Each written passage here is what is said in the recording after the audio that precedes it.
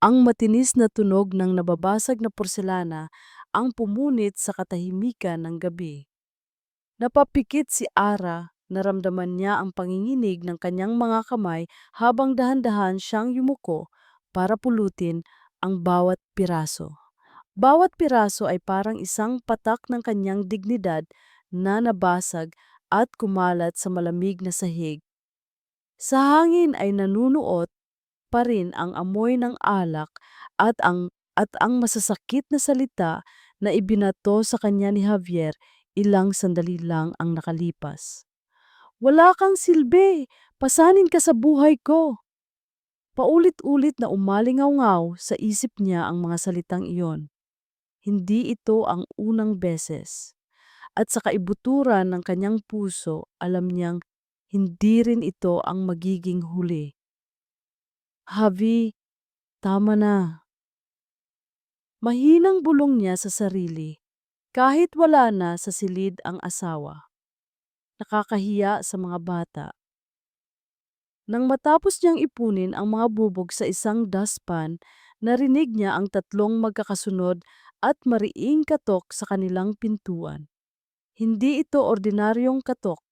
May bigat, may autoridad. Naramdaman ni Ara ang panlalamig ng kanyang mga kamay at ang mabilis na pagtibok ng kanyang puso. Sino ang bibisita sa ganitong oras ng gabi? Mula sa kwarto, lumabas si Javier, medyo naalis na ang kalasingan at napalitan ng pagkabahala ang mukha. Sino yan? Pabulong niyang tanong, tila takot. Nagkibit-balikat lang si Ara. Naglakad si Javier papunta sa pinto at marahan itong binuksan. Sa labas ay nakatayo ang isang lalaking matangkad, nakasuot ng itim na suit. Sa likod nito ay may dalawa pang mas malalaking lalaki. Ang liwanag mula sa bumbilya sa labas ay nagbigay ng anino sa mukha ng lalaki, ngunit kitang-kita ni Ara ang malamig at walang emosyon nitong mga mata. Javier Serrano, tanong ng lalaki. Ang boses nito ay kalmado, mababa, pero may bigat na tila kayang yumayanig sa buong kabahayan nila. Ako nga. Sino po sila? Nanginginig na sagot ni Javier. Hindi sumagot ang lalaki. Sa halip, pumasok ito sa loob ng bahay na para bang pag-aari niya ang lugar. Ang dalawang kasama ay naiwan sa labas.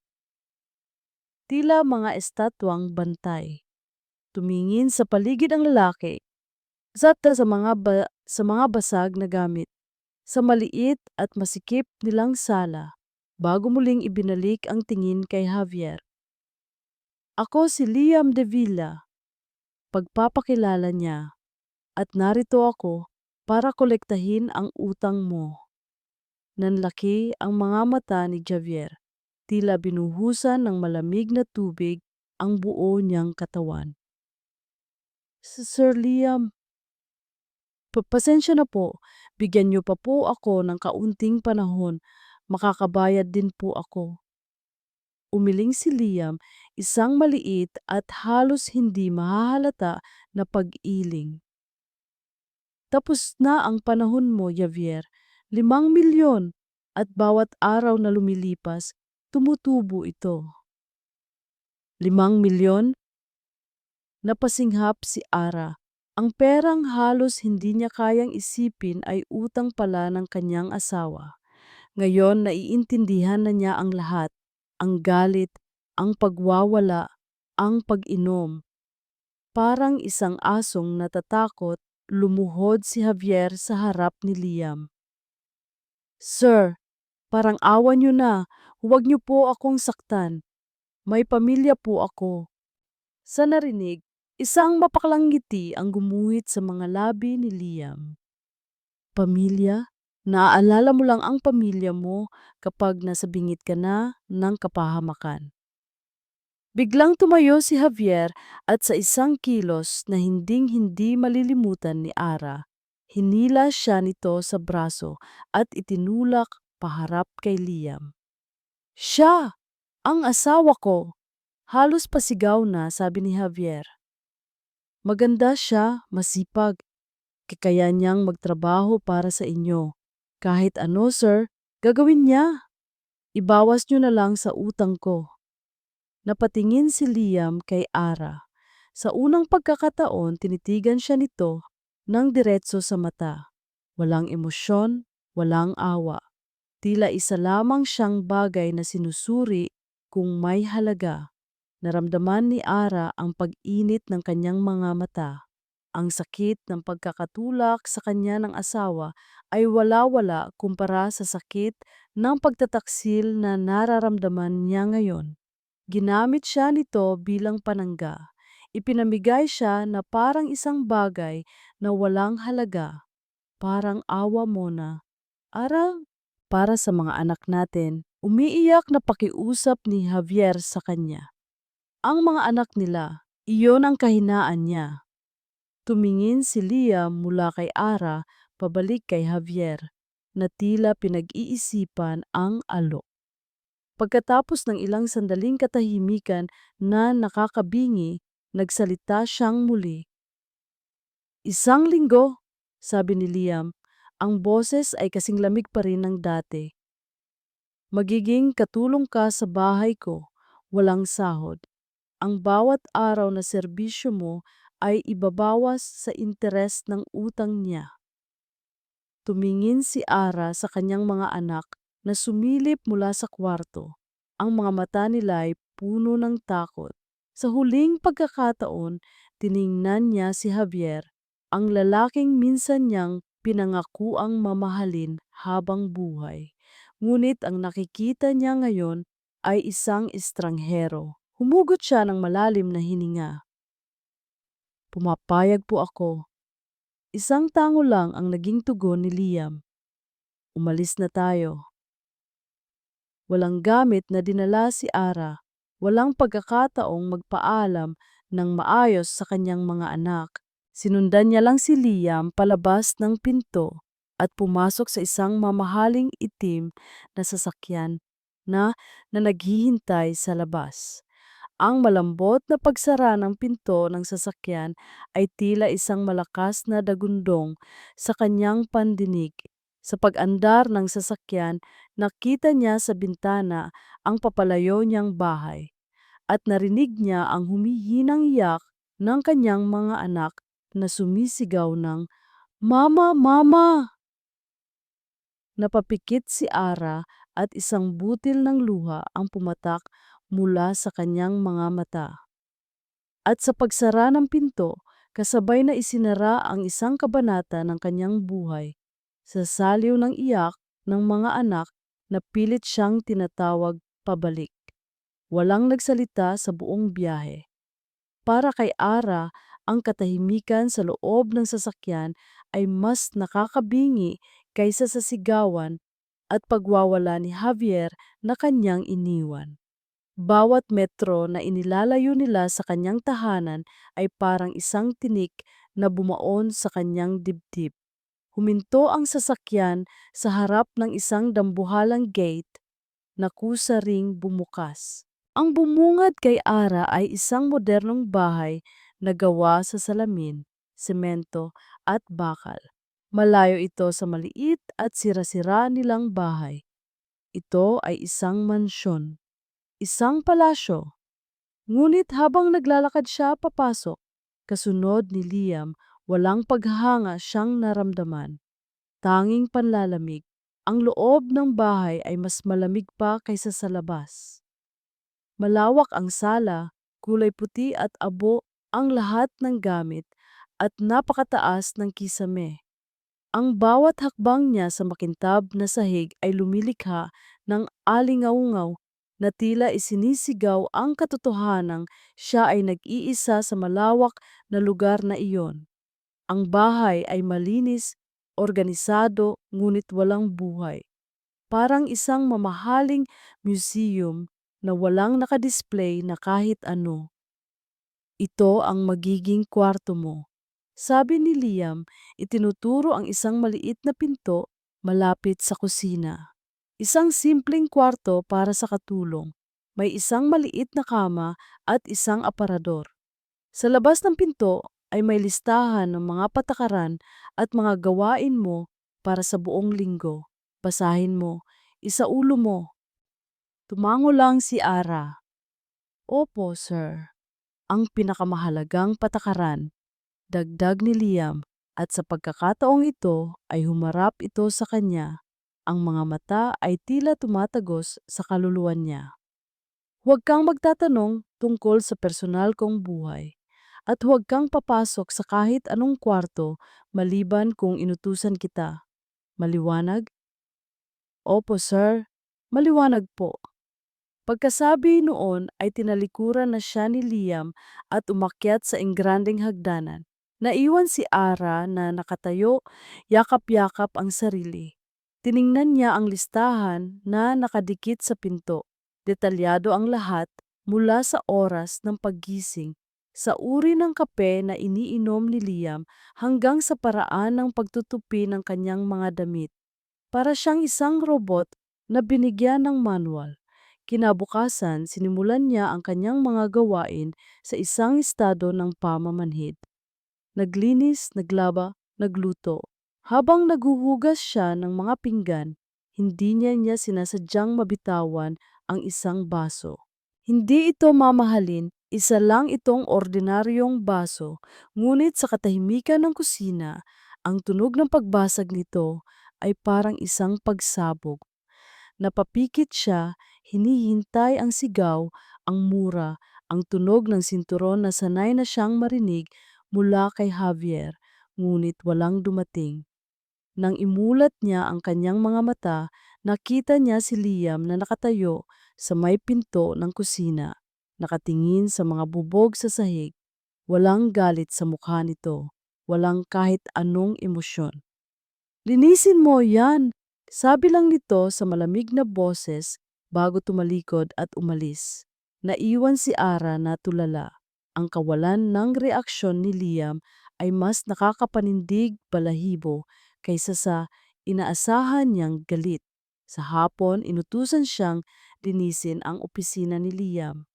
Habang nag-aalis siya ng alikabok sa isang malaking estante ng mga libro, napansin niya ang isang picture frame na nakataob. Dahil sa kuryosidad, dahan-dahan niya itong itinaas. Ngunit bago pa niya makita ang larawan, bigla niyang naisip ang patakaran ni Liam. Binitawan niya ito ng may panginginig at mabilis na ibinalik sa pagkakataob. Ang hapunan nila ay ang pinakamahabang hapunan sa buhay ni Ara.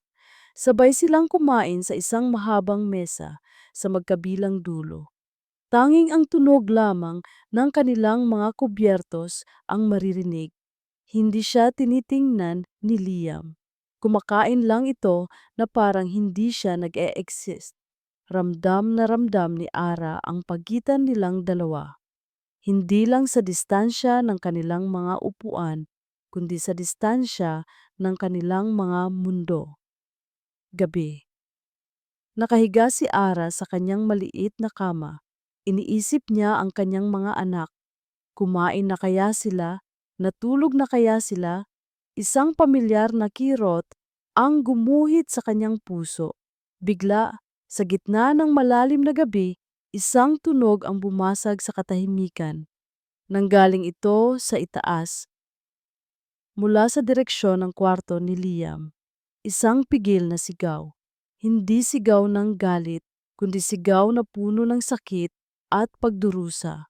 Napabangon si Ara, ang puso niya ay kumakabog ng malakas. Anong nangyari?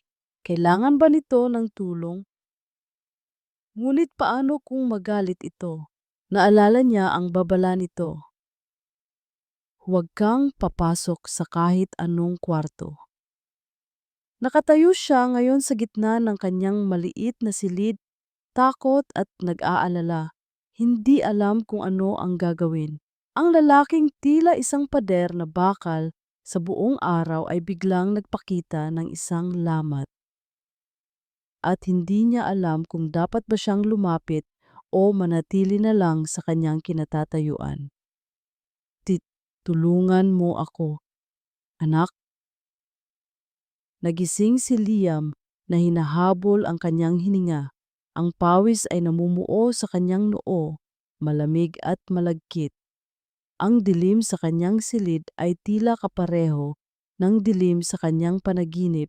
Isang gabing umuulan, ang desperadong sigaw ng kanyang ina at ang nakakabinging katahimikan na sumunod matapos isara ng kanyang ama ang pinto ng kwarto sa huling pagkakataon.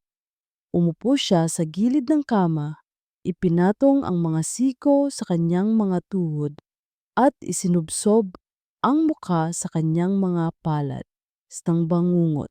Ang parehong bangungot na dumadalaw sa kanya sa loob ng 15 taon. Ang imahe ni Javier Serrano na lumuluhod sa kanyang harapan ay nagpaalala sa kanya ng sarili niyang ama. Ang parehong kahinaan, ang parehong pagmamakaawa, ang parehong paggamit sa pamilya bilang kalasag sa sariling mga pagkakamali. Dahil dito, kinamumuhian niya ang mga lalaking tulad ni Javier at si Ara. May kung anong kumirot sa dibdib ni Liam. Sa babaeng iyon, sa mga mata nitong pagod ngunit hindi sumusuko, nakikita niya ang multo ng kanyang ina. Ang parehong pagtitiis, ang parehong bulag na pag-asang magbabago pa ang lalaking sumisira sa kanilang buhay. At dahil doon, nagagalit siya. Nagagalit siya dahil ang presensya ni Ara sa bahay na ito ay isang salamin. Isang paalala ng kahapon na pilit niyang tinatalikuran. Ang bawat kilos ng babae, ang bawat buntong hininga ay tumatagos sa pader na itinayo niya sa paligid ng kanyang puso.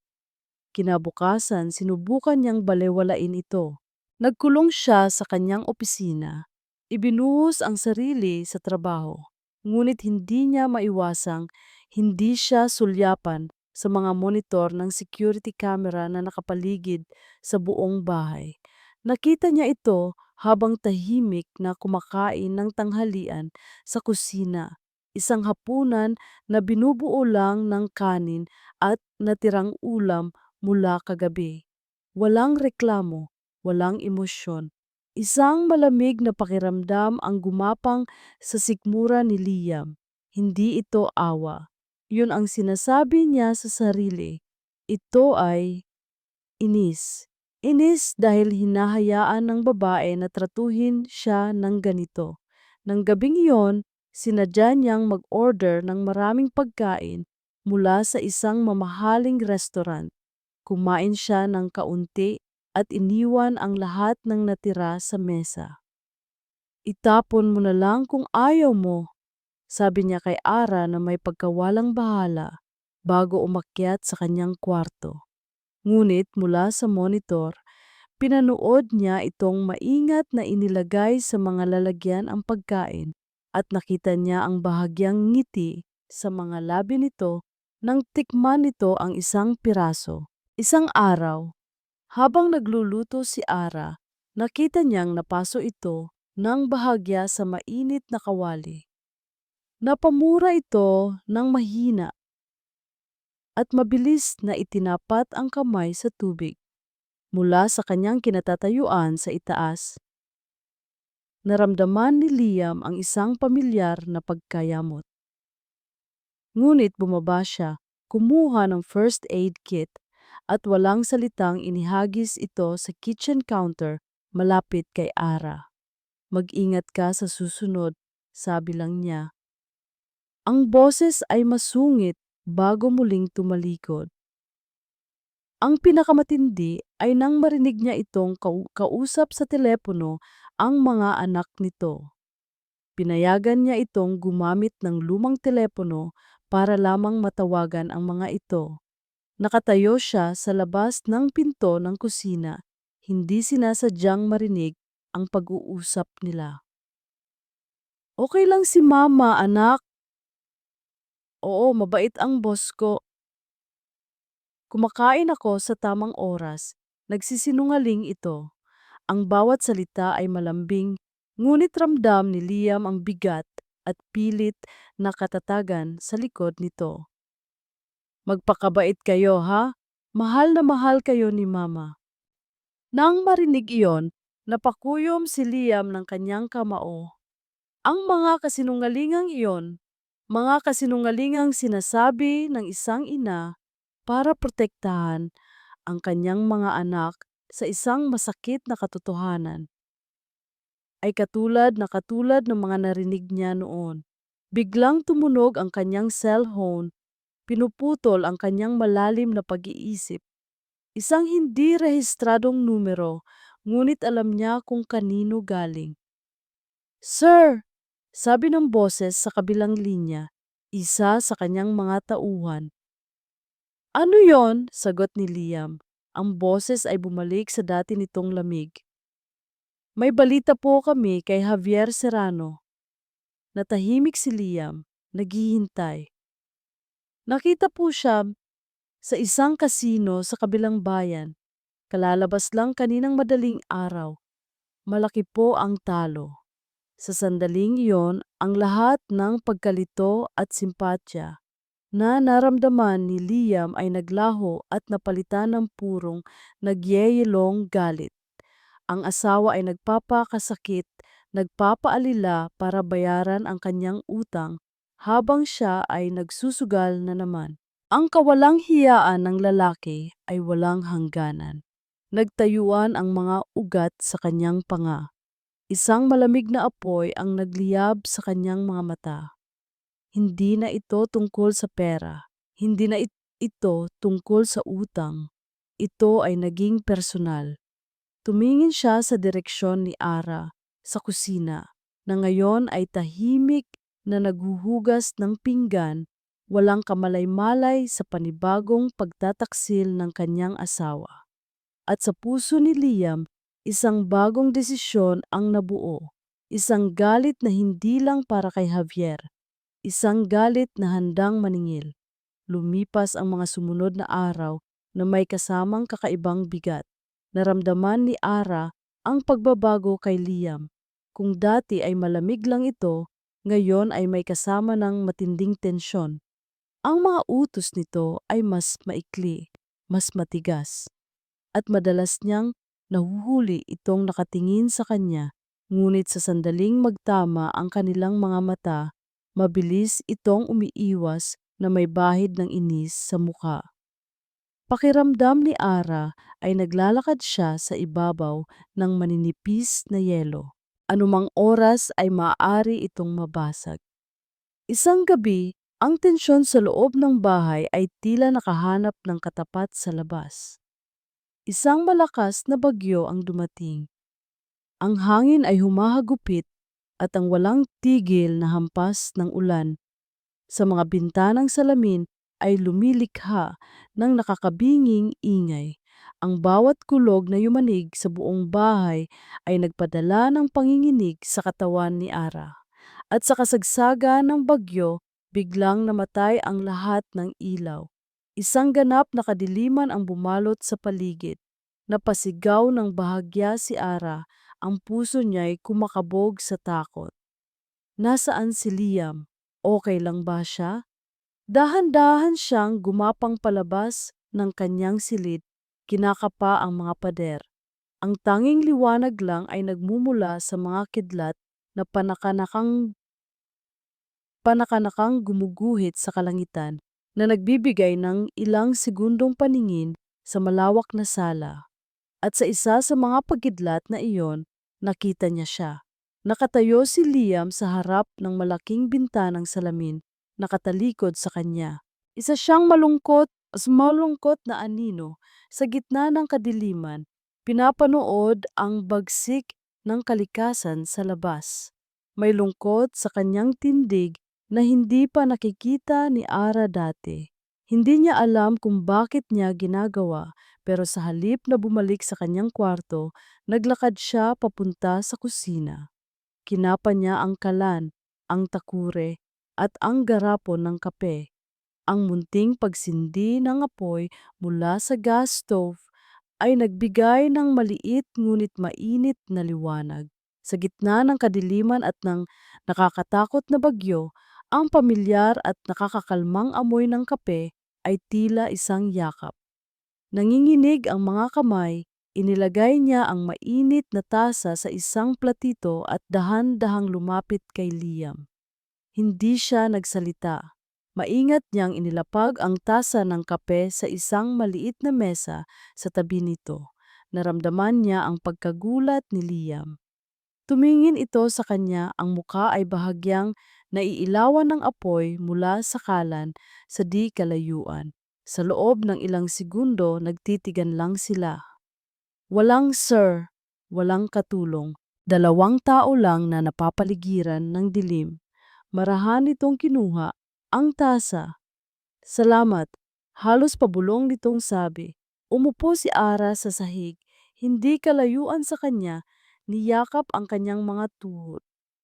Sa unang pagkakataon, ang katahimikan sa pagitan nila ay hindi nakakailang.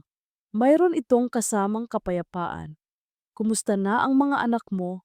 Biglang tanong ni Liam, binabasag ang katahimikan. Nagulat si Ara sa tanong. Ito ang unang beses na nagtanong ito tungkol sa isang bagay na personal sa kanya. At sa unang pagkakataon sa loob ng ilang araw, isang tunay na ngiti ang sumilay sa mga labi ni Ara. Okay lang naman po sila. Ang panganay ko, si Miguel, mahilig mag-drawing. Ang bunso, si Maya, napakadaldal. Habang nagkukwento siya tungkol sa kanyang mga anak, tila gumaan ang kanyang pakiramdam. Ang bigat sa kanyang dibdib ay pansamantalang nawala. Pinakinggan siya ni Liam ng walang pagagambala. Hindi niya ito tinitingnan, ngunit ramdam niya ang mga mata nito sa kanya. Bigla, sa isang iglap, bumalik ang kuryente. Ang marahas na liwanag mula sa mga ilaw ay tila isang malupit na sampal. Ginigising sila mula sa isang panaginip. Ang init at pagiging malapit na kanilang naramdaman sa dilim ay biglang nawala. Tumayo si Liam, ibinalik ang tasa sa mesa at muling isinuot ang kanyang malamig na maskara. Tumayo na rin si Ara, biglang nahiya. Magpahinga ka na, sabi ni Liam, ang boses ay bumalik sa pagiging formal. Tumango si Ara at nagsimulang maglakad pabalik sa kanyang kwarto. Ngunit bago pa siya makalayo, nagsalita muli si Liam. Sapat lang para marinig niya. Hindi niya deserve ang sakripisyo mo. Natigilan si Ara sa kanyang paglakad. Dahan-dahan siyang lumingon. Nakatalikod pa rin si Liam sa kanya. Ang mga salitang iyon ay tumama sa kanya nang mas malakas pa sa kulog. Kumabog ang dibdib niya, hindi sa takot, kundi sa isang damdaming hindi niya maipaliwanag.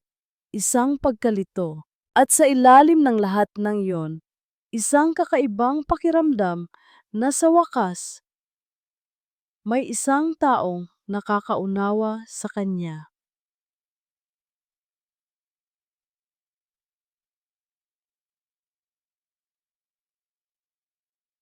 Kinabukasan, ang mga salita ni Liam ay paulit-ulit na umalingaw sa isip ni Ara. Hindi niya deserve ang sakripisyo mo. Pilit niyang iwinaksi ang mga ito. Sino ba si Liam para sabihin iyon? Hindi nito alam ang pinagdaanan nila ni Javier. Hindi nito alam ang mga pangarap na sabay nilang binuo. Sa kabila ng lahat, asawa pa rin niya si Javier, ama ng kanyang mga anak. At iyon lang ang mahalaga. Sa kalagitnaan ng kanyang paglilinis, lumapit si Liam sa kanya. May inabot itong isang luma, gasgas na cellphone. Heto, sabi nito, ang boses ay kasing prangka ng dati. Gamitin mo para matawagan ang mga anak mo. Luma na yan, hindi ko na ginagamit. Napatingala si Ara, hindi makapaniwala. Ang simpleng bagay na iyon ay tila isang baso ng tubig sa isang taong nauuhaw. Sa loob ng ilang araw, ang pinakamabigat na pasanin niya ay ang hindi marinig ang boses ng kanyang mga anak. Salamat po, sir. Maraming salamat po.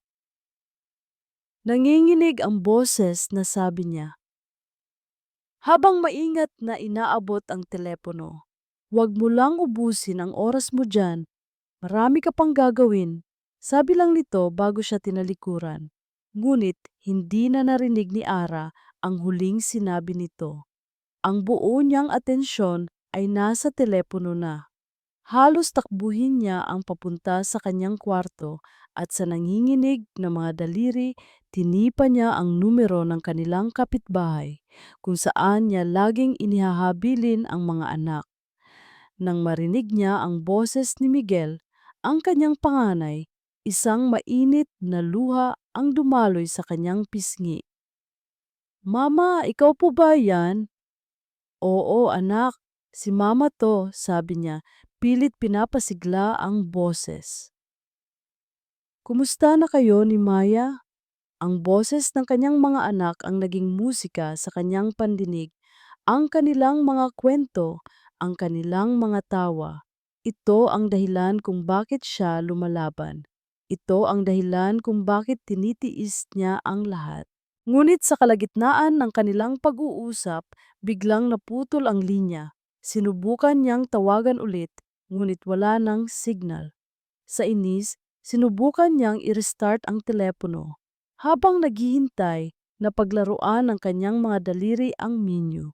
Sa isang pagkakamali, napindot niya ang mensahe. May isang conversation thread doon na hindi pa nabubura. Ang pangalan ng contact ay simple lang, mahal. Dahil sa kuryosidad, binuksan niya ito. Marahil ay isang lumang girlfriend ni Liam. Nagsimula siyang magbasa mula sa pinakababa. Mahal, miss na kita. Kailan ka ba ulit makakatakas dyan? Kumunot ang noo ni Ara. Nagpatuloy siya sa pag-scroll pataas. Na-deposit ko na. Mahal, para sa check-up mo sa Sabado. Huwag kang mag-alala sa pera.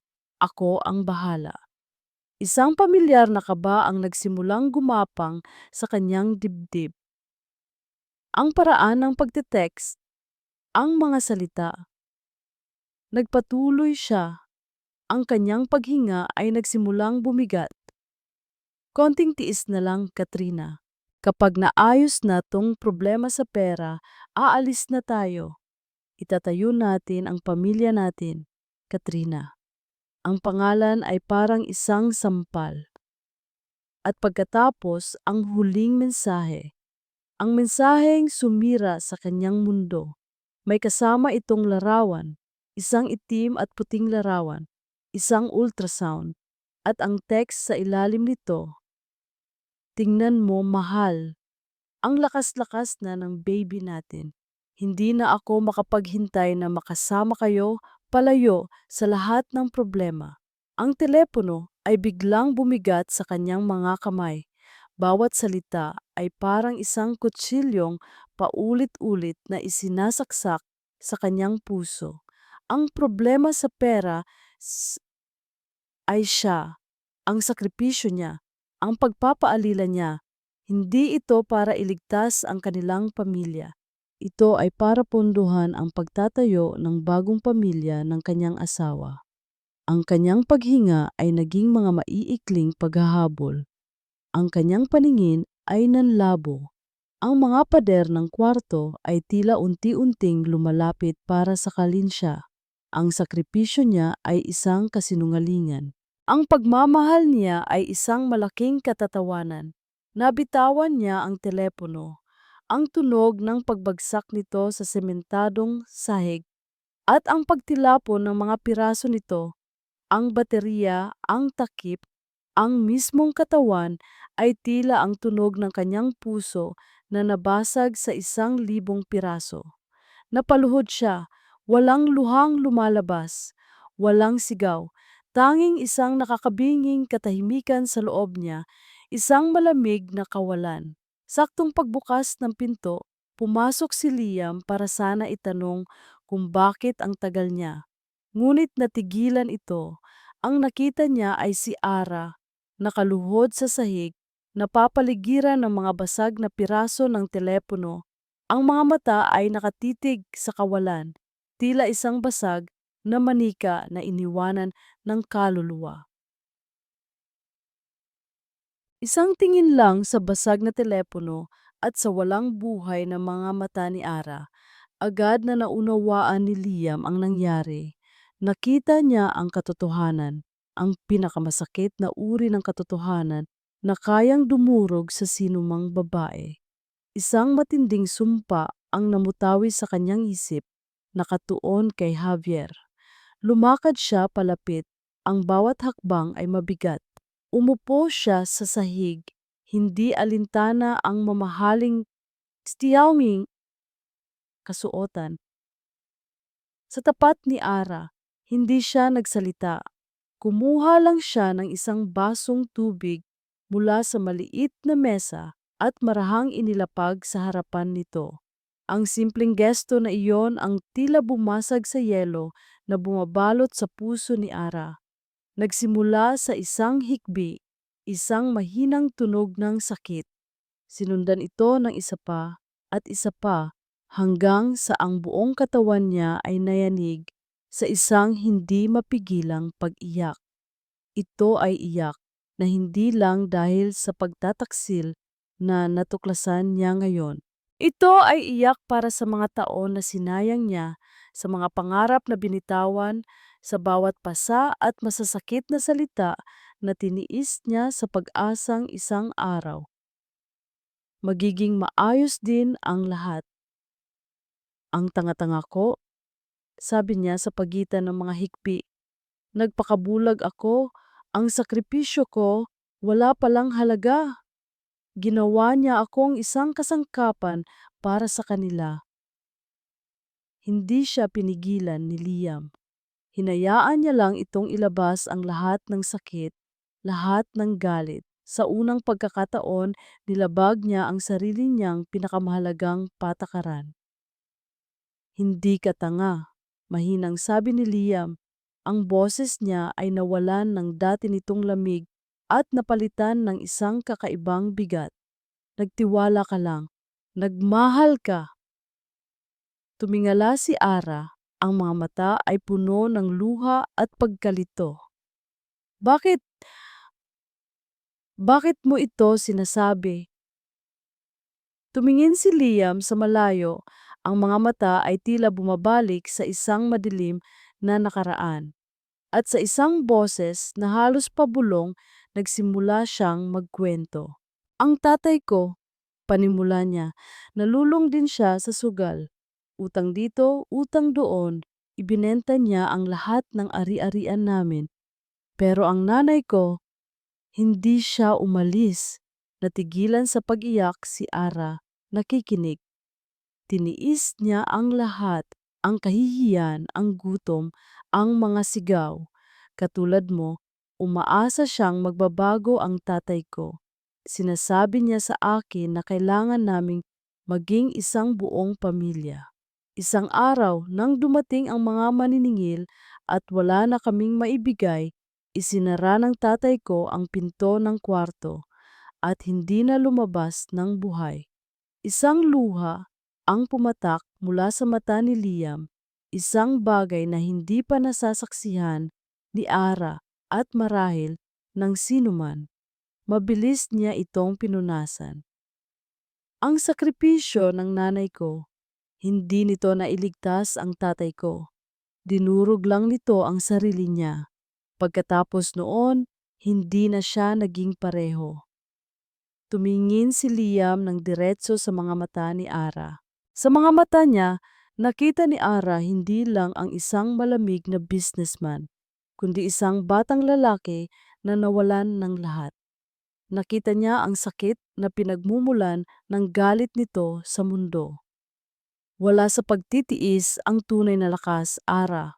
Sabi niya, binabanggit ang pangalan niya sa unang pagkakataon ng walang sir. Ang tunay na lakas ay nasa pag-ala kung kailan ka dapat bumitaw para iligtas hindi ang taong lumulunod sa iyo, kundi ang sarili mo. Ang mga salita niya ay tumagos sa puso ni Ara. Ang sakit ay nandoon pa rin, matindi at sariwa, Ngunit sa ilalim nito, isang bagong damdamin ang nagsimulang umusbong. Isang maliit na binhi ng determinasyon. Ang kanyang pagiyak ay huminto. Ang kanyang mga kamay na nanginginig ay tumigil. Dahan-dahan, pinunasan niya ang kanyang mga luha gamit ang likod ng kanyang palad. Tumingin siya sa mga basag na piraso ng telepono sa sahig at pagkatapos ay tumingin siya kay Liam. Sa kanyang mga mata, ang apoy na matagal nang namatay ay muling simulang magliyab. Hindi ko hahayaang mangyari sa mga anak ko ang nangyari sa iyo. Sabi niya, ang boses ay mahina ngunit puno ng isang bagong tatag. Hindi ko sila hahayaang lumaki sa isang sirang tahanan. Isang linggo. Tapos na ang isang linggo. Kinabukasan dumating si Javier para sunduin siya. Ang mukha nito ay puno ng isang pekeng ngiti at pag-aalala. Ara, mahal ko, na-miss kita. Sabi nito, akmang yayakapin siya. Ngunit umiwas si Ara. Tumayo siya roon, matigas, ang mga braso ay nasa kanyang tagiliran. Tumingin siya sa mga mata ni Javier, ang parehong mga mata na minsan niyang minahal, ang parehong mga mata na nagsinungaling sa kanya. At ang nakita niya ay hindi na ang kanyang asawa. Ang nakita niya ay isang estranghero. At alam ni Javier sa lamig ng mga mata ni Ara na may nagbago. Tapos na ang laro. Nakatayo si Liam sa malaking bintana ng kanyang sala, pinapanood ang pag-alis ng luma at kinakalawang na kotse ni Javier. Sa bawat metro na inilalayo nito, tila may isang piraso sa loob niya na hinihila palayo. Nakita niya ang bagong tigas sa mga mata ni Ara bago ito umalis. Isang lakas na siya mismo ang tumulong na hukayin. Ngunit sa likod ng lakas na iyon, nakita rin niya ang takot. At ngayon, habang nawawala na sa paningin ang sasakyan, ang takot na iyon ay lumipat sa kanya. Ang katahimikan sa kanyang malaking bahay ay biglang naging nakakabingi. Ang amoy ng kape na tinimpla ni Ara noong gabi ng bagyo ay tila nanuot na sa hangin, isang multo ng isang koneksyon na hindi niya inaasahan. Bumalik siya sa kanyang opisina, pilit na ibinaling ang atensyon sa mga numero sa kanyang computer screen. Ngunit ang mga numero ay lumalabo, ang mga spreadsheet ay naging blanko. Ang tanging imahe na paulit-ulit na lumalabas sa kanyang isip ay ang mukha ni Ara noong una itong pumasok sa bahay na puno ng takot. Noong ngumiti ito habang kinukwento ang mga anak. At noong gumuho ang mundo nito sa sahig ng silid katulungan. Kinuha niya ang kanyang telepono at tinawagan ang kanyang tauhan. Nasaan na sila? Tanong niya, walang paligoy-ligoy. Pauwi na po sa kanila, sir. Sagot ng nasa kabilang linya. Huwag ninyong tanggalin ang tingin sa kanya. Utos ni Liam, ang boses ay mariin. Kahit isang segundo, i-report ninyo sa akin ang lahat. Binaba niya ang telepono. Bakit siya ganito? Ito ay isang simpleng transaksyon lang dapat. Isang utang na kailangang bayaran, ngunit hindi na. Ang babaeng yon ay hindi na lang basta collateral. Pumasok siya sa pader na matagal na niyang itinayo at nag-iwan ng lamat na hindi na niya kayang ayusin. Lumipas ang ilang oras na tila mga taon. Pilit niyang ginawa ang kanyang trabaho, ngunit ang kanyang mga kamay ay laging malapit sa telepono, naghihintay. Bawat minuto ng katahimikan ay isang posibleng panganib. Gabi na nang muling tumunog ang kanyang telepono. Isang mabilis na kabog ang naramdaman niya sa kanyang dibdib bago ito sinagot. Sir! Ang boses ng kanyang tauhan ay nag-aalangan. Anong nangyari? Magsalita ka. Sigaw ni Liam na wala ang lahat ng kanyang pagtitimpi. Nagkaroon po ng komprontasyon, sir. Pagdating nila sa bahay, Narinig po namin ang sigawan. Napatayo si Liam, ang kanyang mga kamay ay nakakuyom ng mahigpit. Nagkasakitan po, sir. Pagpapatuloy ng lalaki.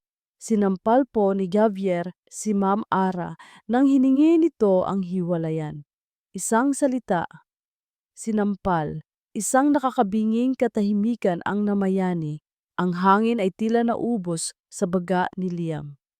Ang lahat ng galit na kinikimkim niya para kay Javier, para sa kanyang ama, para sa kawalang katarungan sa mundo, ay sumabog sa isang iglap, sa isang marahas na kilos, na hindi niya namalayan, isang malakas na suntok ang pinakawalan niya sa pader na semento sa kanyang tabi.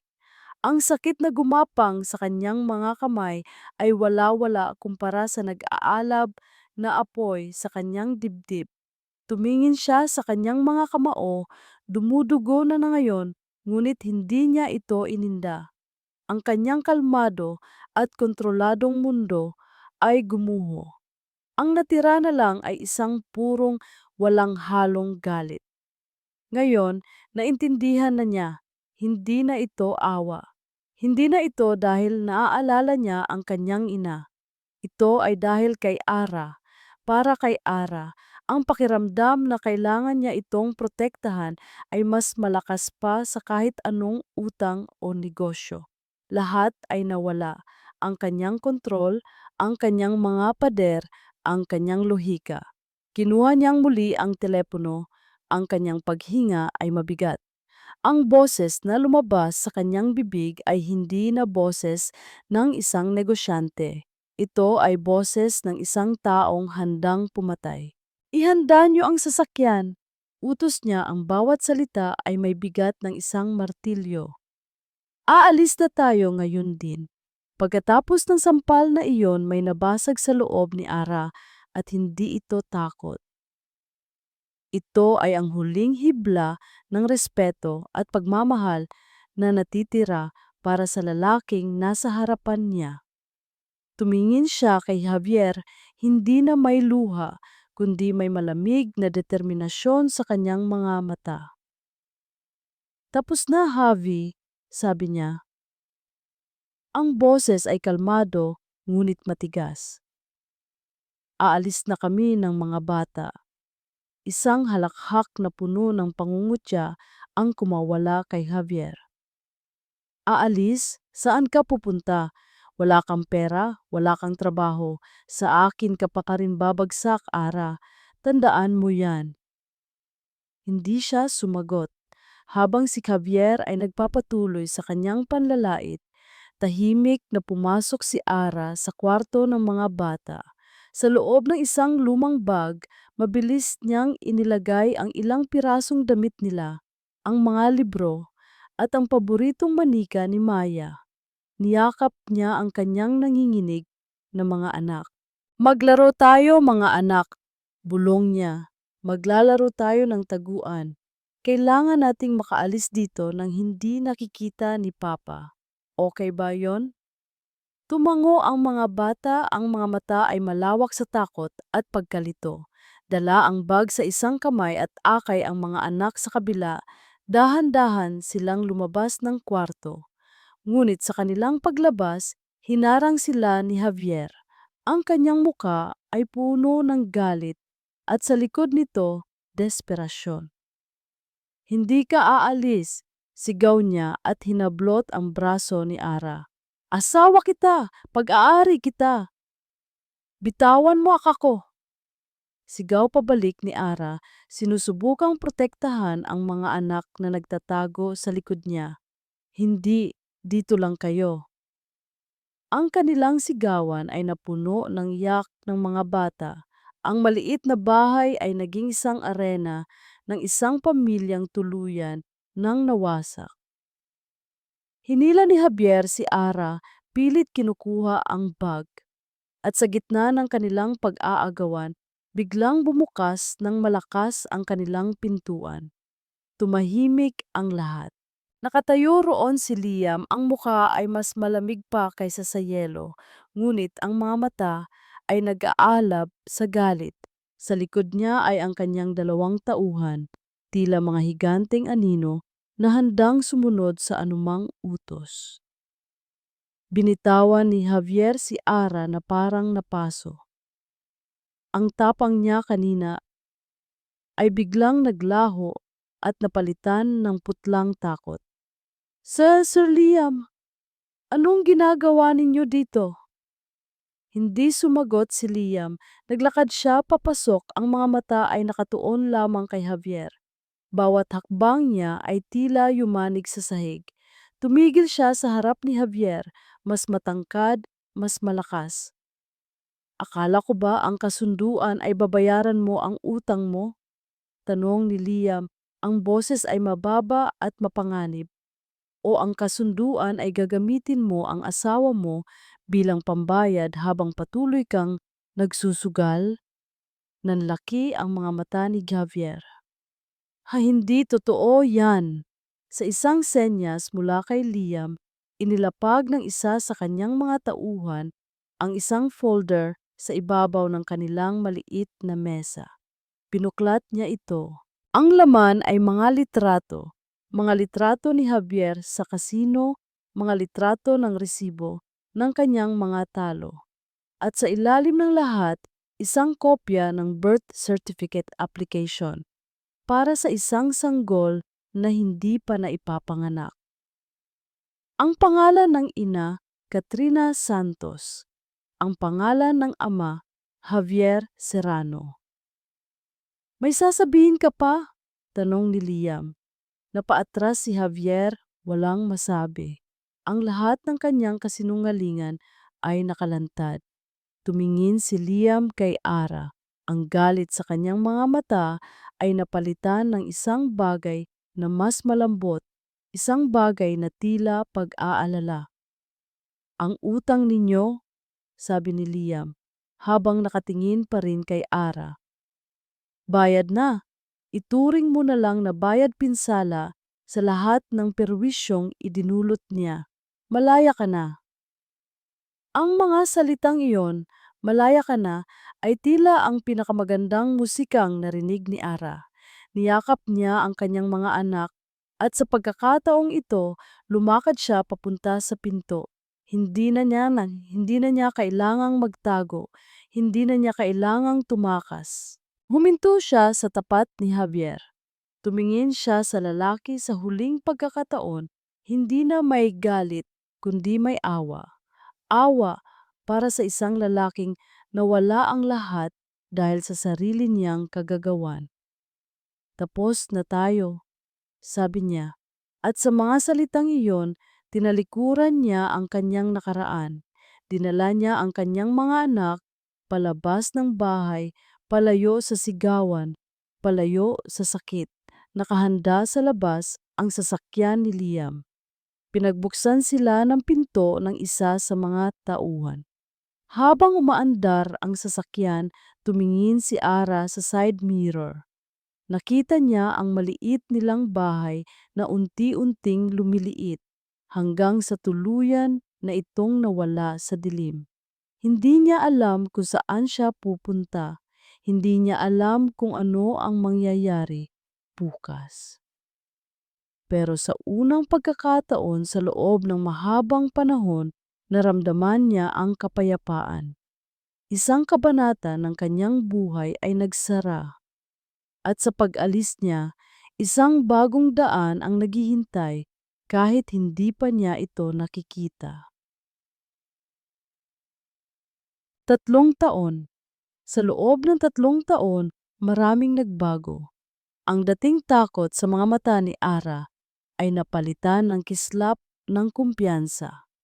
Ang kanyang mga kamay na dati nanginginig sa pag-aalala ay ngayon sanay na sa pagmamasa ng harina at pagdekorasyon ng mga cake. Mula sa tulong na ibinigay ni Liam, isang maliit na halaga na tinawag niyang severance pay mula sa isang linggong serbisyo niya, ngunit alam ni Ara na higit pa roon, nagsimula siya muli. Nagtayo siya ng isang maliit na panaderya at coffee shop sa isang tahimik na sulok ng lungsod. Tinawag niya itong bagong simula. Ang amoy ng bagong lutong tinapay at bagong timplang kape ang bumubuhay sa maliit na espasyo. Ang mga dingding ay pinalamutian ng mga drawing ng kanyang anak na si Miguel, na ngayon ay masayahin at puno ng pangarap. Si Maya naman, sa kanyang pagiging madaldal, ang paboritong entertainer ng kanilang mga suki.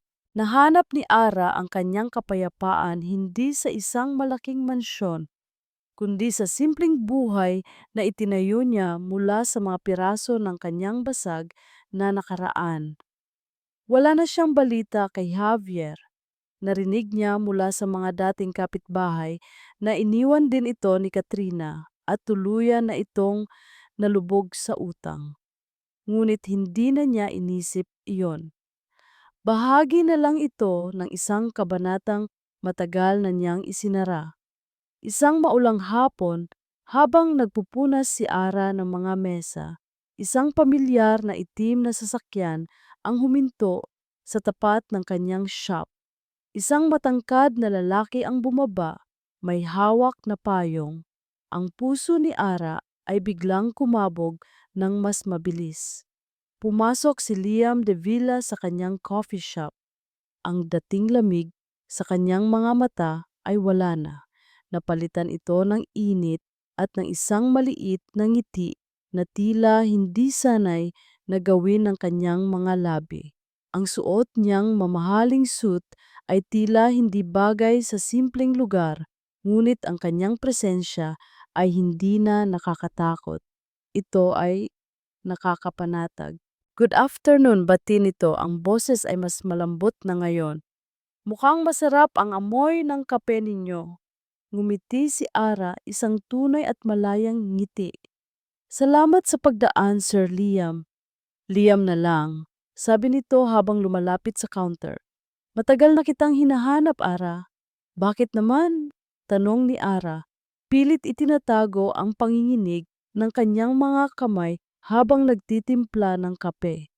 Gusto ko lang sanang siguraduhin na okay ka lang, sabi niya. At para sabihin, tama ka, natagpuan mo ang lakas mo. Inabot ni Ara ang tasa ng kape. Sa sandaling nagdikit ang kanilang mga kamay, isang pamilyar na kuryente ang dumaloy sa pagitan nila. Hindi sila nagsalita. Tanging ang kanilang mga mata ang nag-usap, nagbabalik tanaw sa isang linggong nagbago sa kanilang mga buhay. Bigla, isang maliit na bata ang tumakbo mula sa kusina. May hawak na isang pirasong tinapay. Mommy, look! I made a star! Napatingin si Liam sa bata. Isang batang lalaki, mga 2 taong gulang, na may mga matang kamukhang kamukha niya. Tumingin si Liam kay Ara, ang kanyang mga mata ay puno ng isang tanong na hindi niya kailangang bigkasin. Isang masayang ngiti ang gumuhit sa mga labi ni Ara. Liam, gusto kong makilala mo si Lucas, ang anak natin. Ang balita ay hindi na isang sorpresa kay Liam. Sa loob ng 3 taon, hindi niya talaga iniwan si Ara. Palagi siyang nagbabantay mula sa malayo, tinitiyak na ligtas ito at ang mga bata. Alam niya ang tungkol kay Lucas. Ang hinihintay niya lang ay ang tamang panahon. Ang panahong handa na si Ara. Lumuhod si Liam para maging kapantay ng bata. Hello Lucas, ako ang daddy mo. Ang dating malamig na businessman, ang kinatatakutang si Liam de Villa, ay may mga luha ng kaligayahan sa kanyang mga mata habang niyayakap ang anak na matagal na niyang pinangarap na makasama. Lumapit sina Miguel at Maya at sa unang pagkakataon, nabuo ang isang pamilya hindi dahil sa obligasyon o pangako, kundi dahil sa pagmamahal na dumaan sa pagsubok at pinatibay ng panahon. Ang coffee shop na tinawag na Bagong Simula ay naging saksi sa isang tunay na bagong simula. Sa gitna ng amoy ng kape at tinapay, natagpuan ni Ara ang kanyang tahanan. Hindi sa isang bahay kundi sa isang lalaking nakakita ng kanyang halaga kahit noong siya mismo ay hindi na ito nakikita.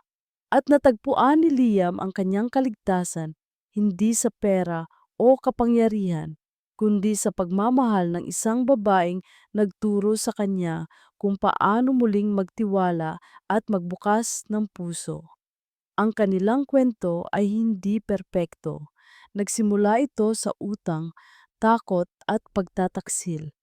Ngunit sa huli, ito ay naging isang kwento ng pag-asa, pagpapatawad, at ng isang pag-ibig na nagpapatunay na kahit ang pinakabasag ng mga puso ay kayang buuin muli.